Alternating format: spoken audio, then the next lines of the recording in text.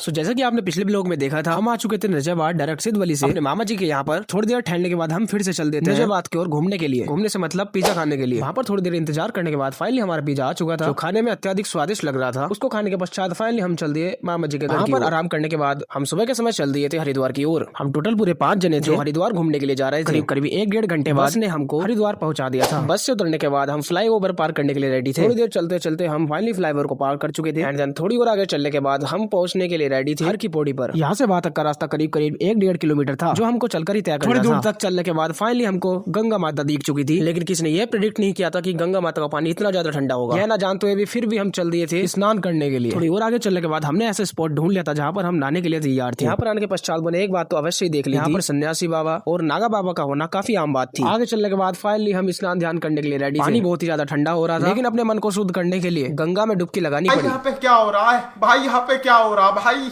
ये कहाँ फंस गया भाई मैं? भाई ये क्या हो रहा है भाई? स्नान आदि करने के बाद मेरी बुद्धि तो पूरी तरह खुल चुकी थी। स्नान आदि करने के बाद फाइनली हम निकल चुके थे घूमने के लिए। सबसे पहले जा रहे थे हम भारत माता के मंदिर की ओर। वहाँ पहुंचने के लिए हमको काफी कठिनाइयों का सामना करना पड़ा था, जैसे कि रास्ता किसी को भी नहीं पता था और जाना कहाँ था ये भी नहीं पता था। तो हमारे साथ एक ऐसे पर्सन थे जो हमारे गाइड बनकर घूम रहे थे, वो भी हमारे साथ ही थे। बहुत ही हमारे ज्येष्ठ भ्राता श्री मिस्टर नितिन कुमार शर्मा। जी हाँ, नितिन भाई के हम गाइडेंस में चल रहे थे।